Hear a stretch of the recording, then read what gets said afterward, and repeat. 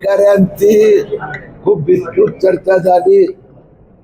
SP होते, SITचे head होते महाराष्ट्रात अन्य ठिकाणी. आणि यात एक गोष्ट जी आमच्या लक्षात आली आहे की यात अधिकतर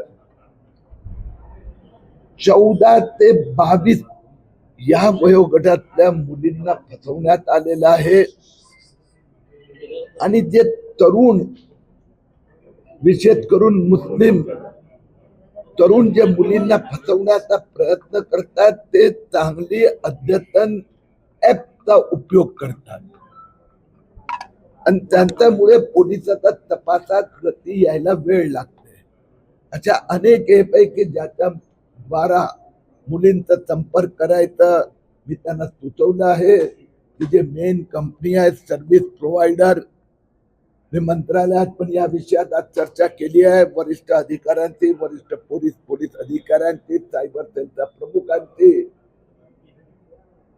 की त्या एरियातून अशा प्रकारचे ऍप आणि त्याचा उपयोग कसा केला गेला याची माहिती घेतली पाहिजे. कारण या प्रत्येक प्रकरणात तो अमरावती असो की पुणे असो की मुंबई असो की कोल्हापूर, एखाद दोन व्यक्ती पुढे येतात पण त्याच्यानंतर त्यांनी जे त्या मुलांनी मोबाईल टेक्नॉलॉजीचा, IT टेक्नॉलॉजीचा उपयोग करून मुलींना धमक्या देणं, ब्लॅकमेल करणं, फसवणं, फोटोशॉप, यात हे पण लक्षात आलंय की अनेक मुलींचा आई वडिलांना फोटोशॉप करून असं फोर्ज व्हिडिओ, फोटो पाठवून पण धमकी आज दिली जात आहे. या सगळ्यांचं महाराष्ट्र पोलीस आणि इथले पोलीस अधिकारी उपयोग करणार.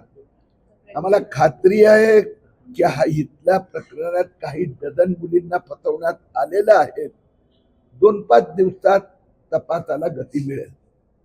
कोणकोणती ऍप होती त्याचे उल्लेख काही झालाय का? ते ऍप वरती बंदी यावी यासाठी तुम्ही आता मागणी करता? मुद्दा असा आहे की त्यांनी बऱ्यापैकी प्रगती केली आहे, पण सायबर सेल आणि नवीन ऍप याच्या संबंधी आता ते पुढच्या काळात आणखीन तपास वाढवित आहेत.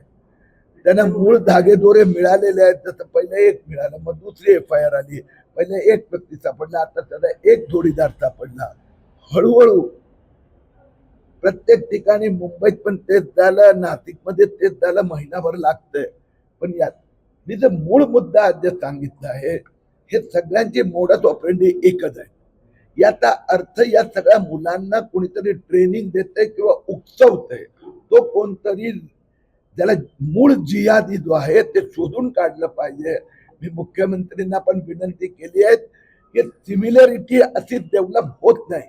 कारण की एक अमरावती कुठे, कोल्हापूर कुठे, नाशिक कुठे, मुंबई कुठे, तर ह्याच्या मागे मोठं षडयंत्र आहे.